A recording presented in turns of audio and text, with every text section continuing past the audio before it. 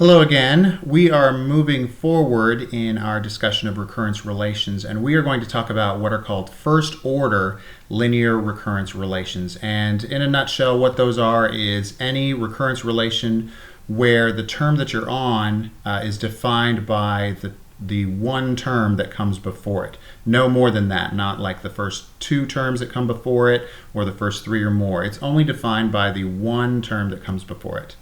Okay?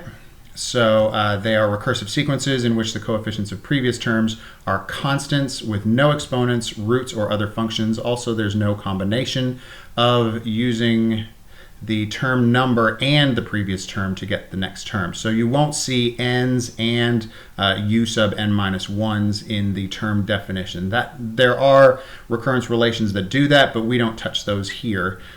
These are actually the simplest type of recurrence relations, and we're going to talk about another type after that, but not nearly as complicated as the example that's shown there. All right, so we will move forward. Here's our strategy for doing that, and I can explain the strategy in more detail in class tomorrow, but we'll talk in generals for now. We are solving a recurrence relation, and this is just the general form of it. So the n plus first term is going to be some constant times the term that came before it, which is the nth term, plus another constant. Okay?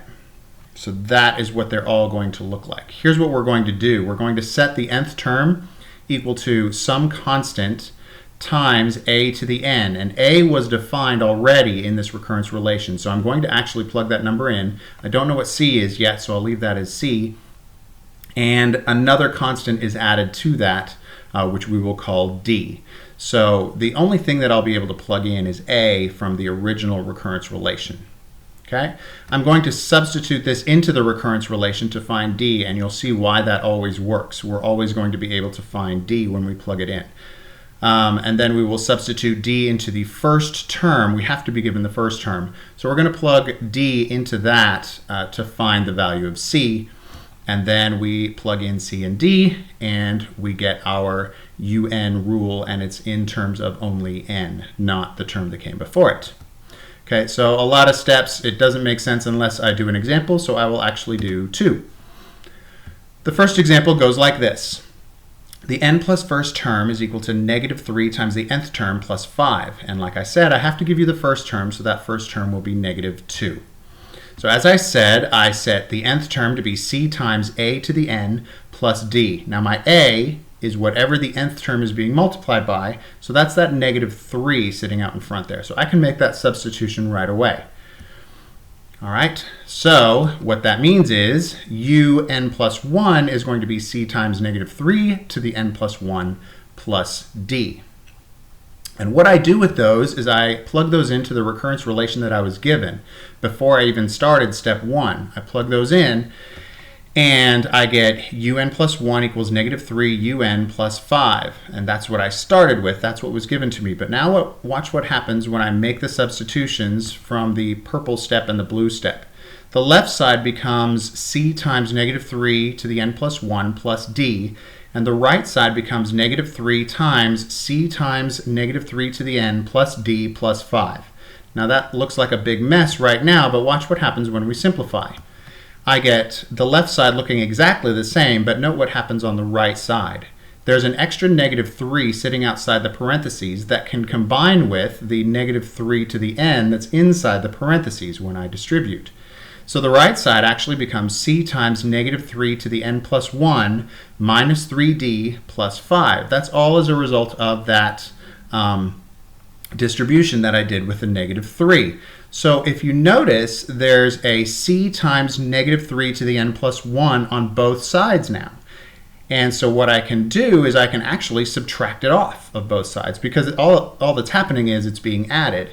So when I subtract it off of both sides, I simply have a d on the left side, and I have a negative 3d plus 5 on the right. Well, that's a whole lot simpler. I can now solve for d, which is what I'm supposed to do in step 2, and I get that d is 5 over 4.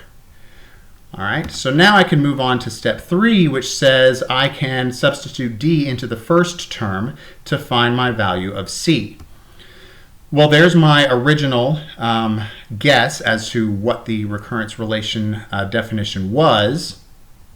I now know that if I replace n with 1, I can find what c is for the first term. So the first term is equal to c times negative 3 to the 1 plus d. And if you remember, the first term was actually negative 2. That was given to me. And d I just found out to be 5/4. So I can make those replacements, and now c is the only variable I have left, so I can solve for that. And I get that negative 13 over 4 is equal to negative 3 times c, and that means that c is 13 over 12. All right? So now all that's left is just to write out the term un in terms of just n, not in terms of the term that came before it. So that was my guess. The nth term is c times negative 3 to the n plus d. Well, I know what c is and I know what d is, so I make those substitutions, and the nth term is 13 over 12 times negative 3 to the n plus 5 over 4. And what you can do to check yourself is you can actually write out the first few terms using the recursive definition and using this definition that we found, and you'll find that the sequences are in fact the same.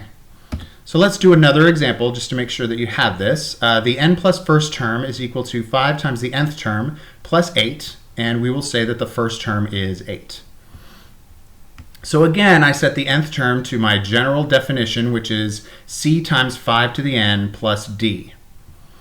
All right, and what that means is that the n plus first term is c times 5 to the n plus 1 plus d.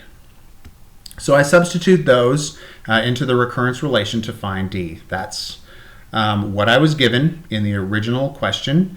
Un plus 1 equals 5 un plus 8. So I make my substitutions, blue for blue and purple for purple, and that's what I get. C times 5 to the n plus 1 plus d equals 5 times c times 5 to the n plus d plus 8. Okay, so I'm going to distribute the 5 just like I did in the last example, and that's always going to happen. You're always going to have to distribute something into a set of parentheses that already has a power of that number in it. So that's no coincidence that it works that way. So the left side stays the same, but again, we notice that on the right-hand side, that 5 gets distributed, and I get c times 5 to the n plus 1 plus 5d plus 8. And just like in the last example, I've got c times something to the n plus 1, and that's always going to happen. So you can simply subtract off c times whatever to the n plus 1 off of both sides, and you get that d equals 5d plus 8, and if you solve that, you get that d is negative 2.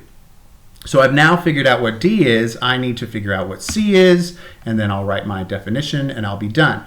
So I substitute d into the first term, and I will find c. So there's my guess as to what the nth term was. The first term means that I will replace every n with 1. So the first term is c times 5 to the 1 plus d. I know that d is negative 2, so I can replace that. I also know that the first term is 8. I was given that. So 8 is equal to c times 5 to the 1 minus 2. So that means that 10 is equal to 5c, and c is 2. Okay, so now I have my c, I have my d. I can write my rule. And that's the general rule that I thought it was. I can replace c with 2, I can replace d with negative 2, and that's my rule. So that's how you do first order recurrence relations. If you have any questions about this, please let me know, and I will see you tomorrow.